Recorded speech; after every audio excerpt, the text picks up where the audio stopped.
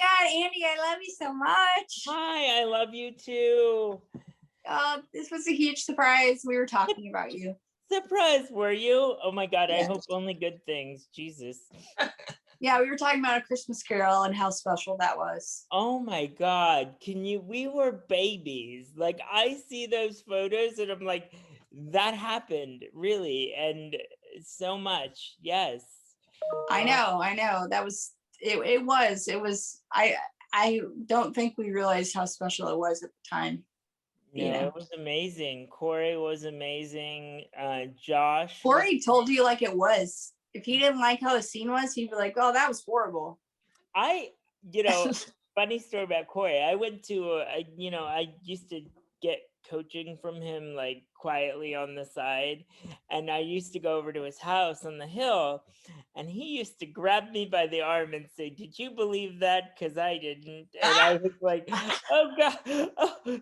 So he was a lot more sassier one-on-one than I think. Oh no, he told me, he was like, honestly, that scene scared the shit out of me. Yeah. I was like, okay, all right. And then we'd work on it, and then and then I asked him, I was like, "You're getting better." And I'm like, okay, yeah, cool. He didn't. It's so amazing that, I was hearing, whenever I think of Corey, I think of, grandfather and family and my teacher, but I forget. I don't forget, but I'm thinking now, this was the man who was in Rebel Without a Cause. He directed and cast Star Trek: The Next Generation. I know, exactly. Yeah. When I know. And then he decides to work with us, and I think that says so much about Corey as a person. And because he was struggling at that time, absolutely, and he still made it there, and and shared his wisdom. And the fact that I was there at his funeral at Howard Fine was also amazing too, because I think LeVar Burton spoke, and I was like, had to play it cool, but like inside I was screaming. Oh my God, what a speech he gave. Yeah. And then Shane, little tiny Shane, ended up doing a monologue, and he's old now, which makes him feel very old. He's old. What does that make me? Yeah, exactly. Very like, we look young, which is great for work, but Alice and I are like, holy crap. It's the CP tightness. It keeps you young. Exactly. And the good medical cannabis, of course. Yeah. And the gayness. So between gay and CP, we'll have these faces. Thank God. Well, you brought up Howard Fine, but you studied with Laura Gardner, correct? I did. Also another person that I grew up with, again, family through media access. And hey, she was like one of my first professional teachers. That's my service dog, Marla, in the background. Oh, Marla. She's on the couch. That's her favorite. She watches movies with me, by the way. She is my child. Oh, it's pet time here on Meet the Biz. Yay, Marla! We're talking about you. Yeah. What was I saying? Marla, you're distracting. Laura Gardner and how it's. Yeah, and Laura Gardner, is very intense, and very much about finding your surroundings and finding your character, and you're, just big time stage lady, big time stage presence, and that's what I always respected her for. Yeah, I like people that'll just give it to you straight and be like that. She's very give it to you straight, like, but I've been studying with my coaches since I only studied with Laura for a short time. And that was mainly because it was inaccessible. I'm not gonna lie. And at the time, I had a scholarship to go to Howard Fine, because Howard Fine isn't the cheapest. But again, I think you need to find people that are not only in an accessible place, but are also willing to work with you on pricing and all that stuff. Because it was accessible at once, and then it was upstairs. Yeah. So the coaches that I have now, they originally had like a flight of stairs, and even though I really liked them and they're a lot more relaxed, I couldn't do the stairs, and then they ended up moving to Burbank to this really accessible location, and she ended up, my coach that I have now was actually my scene partner, and so we've been friends for years. So we have already this bond, and she just knows how to pull the best work out of me. And she would drive me to class herself, like 2 times, a month. And then now with COVID, I get to do it over Zoom, which is even better. And I only have to pay for the single class, not anything ahead of time or anything like that. It's just pay what I can. This is a question for both of you, since you're both here. And we could start with Andy. What is something in your life that you are most proud of?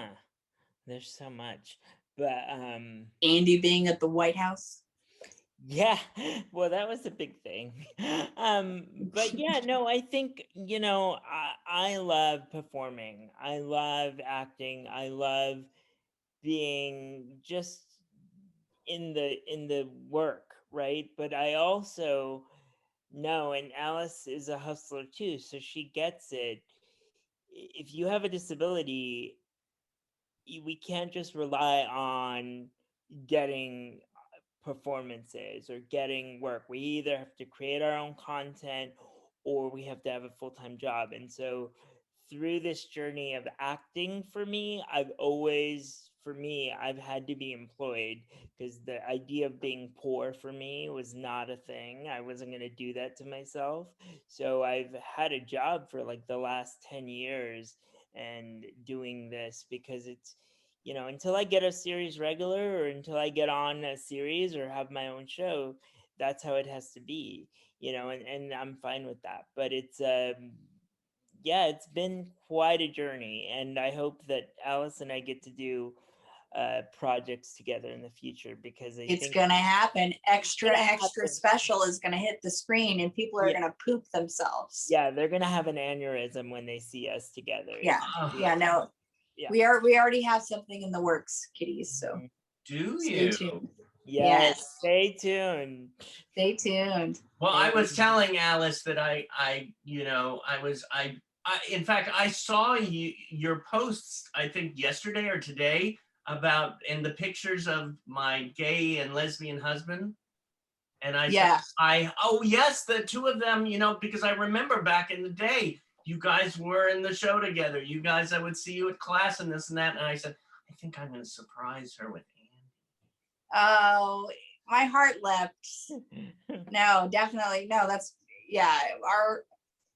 our friendship goes back a long way. And, Andy knew me when I was very straight looking, and not fully come out of the closet yet. And now look at my transformation. So yeah, she is full on lesbian, transformed, married, full on, it's so pedal beautiful. to the metal. Yes. Yeah, it's beautiful to see. Yeah, because you were always like that. I knew you right out the gate. But, for me, I think with acting too, that was another thing. I always wanted to be the girl from Empire Records, that type of tatted out girl, and multicolored hair and all that, and the whole nine. But then acting kind of, I was real scared about that. I would always not get tattoos. The tattoos I had were on my back, and, and just be you. The world will adjust. Mm-hmm. Yeah, it might take the world a while to catch up, but they'll get there eventually. Yeah, so just be the kind of artist that you wish to be, and sure enough, it'll come up where they go, I got stuff for tattoos now, so I never thought I'd see that. So yeah. I have two questions. First of all, I want to go back to that question for you, Alice, about what is something in your life that you're most proud of? Oh my God. I'm proud of a lot of stuff. I'm proud of me just in general. Like I wasn't born with this kind of self-acceptance. Absolutely not. I was pretty miserable. And mainly that was because I didn't overcome a disability. You know, that's not the point. What I overcame was severe ableism, which I encountered a lot in school. School sucked. I'm going to be quite frank with you. I didn't fit into their learning box, so it was just a struggle the whole way. Except in elementary school, that was fine, but middle school and high school, it was just miserable, and I didn't have any self-acceptance about being gay or disabled. But then I started working with young kids that with disabilities, and I, you know, just by being yourself, these kids were looking up to me, you know, and so I realized there's great power in accepting who you are and being who you are. And I hope that that reflects in the work that I do, and I believe it does. You know, on 911, I'm playing the hero in that scene.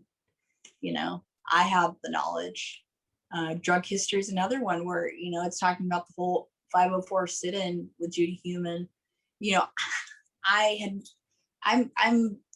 watch movies, right? I watch tapes, so I don't really watch a lot of TV a lot of the time to see what's on. So I had not only had I not seen Drunk History when I did that show, I didn't know who Judy Heumann was, which blows my mind at the time.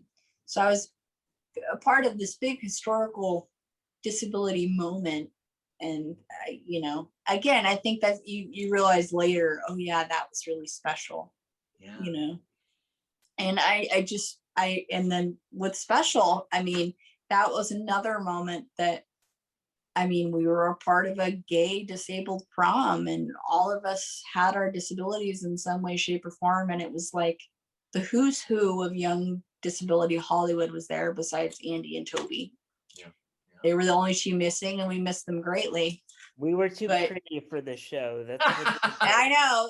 they I think that's what it was. Yeah. And they were like, no, we can only have one hot gay guy. right. They were like, there's too much there. We gotta even out. Well, the you diversity." guys have aged like a fine wine. You're not lying. So, Yeah. and like, don't get me started on Toby.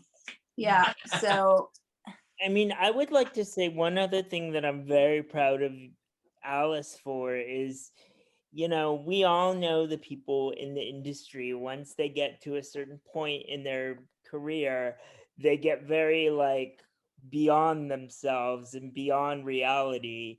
And, you know, the people that we have in our orbit are very down to earth people, but Alice has remained Alice throughout her journey of her career, which is very rare to see. And I think that, you know, you should give yourself credit for that, Alice, because you've always just been Alice, and that's beautiful. and you've always just been Andy. And I think there's more to it than just acting for us. I think, you know, we're not here to play the game. We're here to change it. And there's a lot of responsibility and holy fuck that comes with that. But also, like, I'm really humbled that it turned out to be me. I thought it was going to be somebody else, and then it was me. And so I'm like, wow, you know, I'm proud of myself that I got to this moment, and, you know, that's ultimately what I'm proud of. And I'm Well, proud for you, yeah. because I think that, you know, you've had a tough life being gay and disabled, and you've never not been Andy. And I just, you know, and that's, you know, even when the industry's saying, I think you're a bit too gay, and it's like, but it's who I am. I can't, Yes. I'm not anybody else. Yeah, and I think, you know, there's certain levels of gayness that we can play, right? Or there's Absolutely, sure. yeah, and we could dial it down or dial it up, but I think the authenticity comes through in our performance regardless of whether or not. And I think now the industry is looking at it and saying, "All like not running scared, but running towards it and saying it's what we Well, need." and then Ryan, of course, I mean, you can't get any more authentic than Ryan Sure right now. I mean, the stuff that he's coming, you know, saying, and it's hard. It's not easy stuff. It's not easy stuff to watch by any means, but it's the truth. Mm-hmm. And I think that's what I just want to portray as much as possible, whether it's being a significantly disabled person or a super gay person or just, whatever, or an Okay. activist, or if I'm smoking a joint, that's a part of me too. I remember that was another thing that I had to come to terms with, because without medical cannabis, I wouldn't be able to do any of the stuff that I do today. I consider it my body's upkeep. And I remember when I was starting Rolling Stone and getting that whole universe going, I was like, I don't know if I want to do this, it might just be one more nail in the coffin. Yeah. That for me, that wouldn't work. And that's, but that's me. It's how I'm able to be here.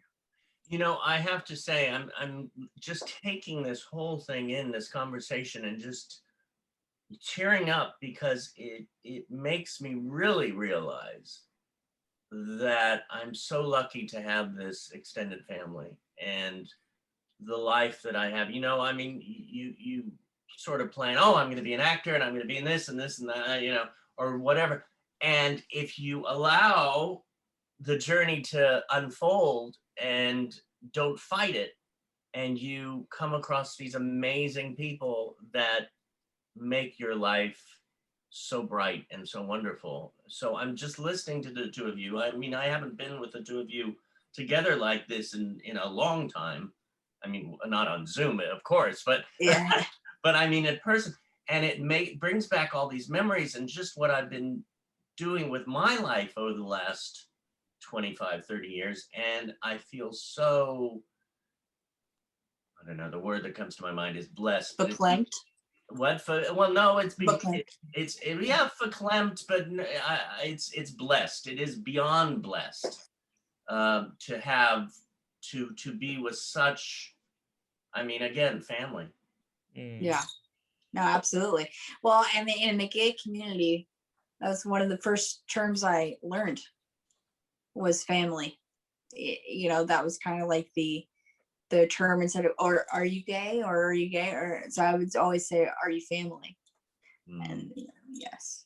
So I think that yeah, it definitely makes the trip easier, and the trials and tribulations easier. And that was one of the things that I went into when I first moved down here was, pursue your dreams, even if it doesn't go in the direction that you thought it would. It's going to lead somewhere beautiful, and it's going to lead you to your right people, when you just never know what's going to happen. Yeah, I've learned very quickly that if something isn't supposed to be yours, just wait, and the universe will give you what is meant to be yours. Yeah, the universe likes to take her sweet ass time. It's Yeah. nothing that, Oh, let's just put that out there. She's a slow girl. She is a slow girl. She likes to brew, and she likes to think about it, and then she likes to surprise you when you're least expecting it. It's like, girl, yeah, jeez. Mother Earth, Mother Universe. Right. She's like, Yeah. oh yeah, you. Okay, here's your turn now. Just by the way. Yeah. Yeah, and also another thing I want to say is I found spirituality as well. I consider myself a Buddhist, and that was another step into just finally going, okay, I'm worthy. What do I want for myself? How do I get it? Basically, what I found is there's no two jobs that are too small. You know what I mean? I've done a ton of background work, and I remember when I first started doing a lot of background work, people were like, "Are you sure you want to do that? You don't want to get pigeonholed into that." And I'm like, "What are you talking about? Like, I get to learn in major film studios how it works, what they're looking for. It's like going to film school, but not having to pay this giant fee, And sure enough, you get more calls, and it just snowballs. So just put yourself out there, get good representation, know good people, and just keep chipping away at it. So. Oh, I love it. I love it. Well, one last question. What's your favorite tattoo? My favorite tattoo? Oh my God. You have. Well, I have a couple of tattoos with my wife, so those are pretty special. Aww. Yeah, we have a our awareness ribbons. So it's orange and green. So we have the CP ribbons and the multiple sclerosis ribbon together in the shape of a heart. So that's pretty gay and wonderful. Yeah. But I'd probably say my VHS tape. That's probably one of my favorites. I like And I your wonder why. candy tape actually, or Huh? your Certs candy. Is it? Oh, Certs you or mean the Smarties? Certs? Yes, Smarties. Yes. Oh my God, do you remember that story? It was on my birthday and I was there for like 6 hours and I left you with my mom and you're like, what is going on? I thought she died. I was like, legitly, she had a spasm. They stabbed her with a needle. It's fine. But it's a big tattoo, David, and it's beautiful. But I was worried that yeah, but she's good. Yeah. She's alive. Yeah, and I have a lot of family tattoos and a lot of tattoos for people that have passed on and my dogs. And yeah, I'm just going to be one giant memorial by the time I get to whatever age. The illustrated woman. Yeah, that is exactly what I Ooh. wanted. Because I'm not too fond of my white heritage most of the time, to be honest. We've done a lot of really messed up shiz, but that's why we're here to change the game. Yeah. Hey, you give a hug to your wife for me? I will, and I'll give a hug to both of you. You Oh, both look so handsome, making a Let's do straight a girl hug. question herself. I know, right? Yay. Always. Thank you guys for having me on here. thank you, Andy, for Yeah, coming thanks on. for ruining the interview, Andy. Yay! That's the best thing. Thank you, Alice. Thank you for having me. I hope it wasn't too bad. Oh my God. I got like so emotional. It was like wonderful. Oh, here's a tissue. Oh, thank you. Thank you. I got it. Thank you. Oh.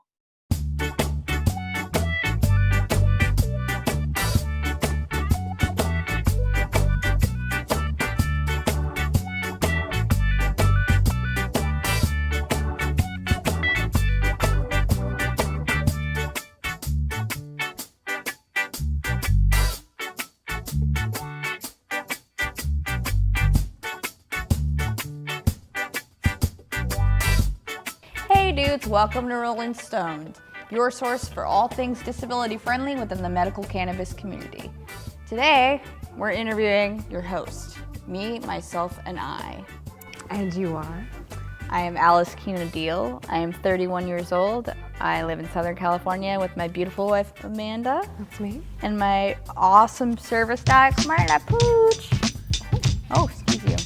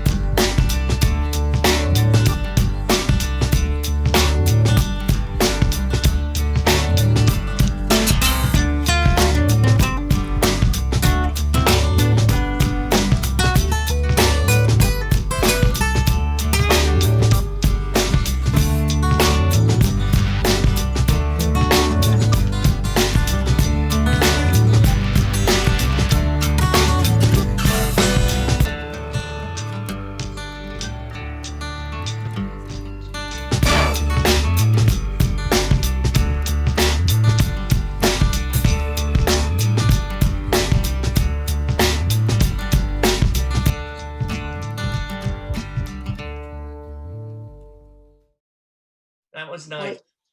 Good, good. Yeah, that was easy. Thank you. Yeah. Is there anything else you wanted to say about anything?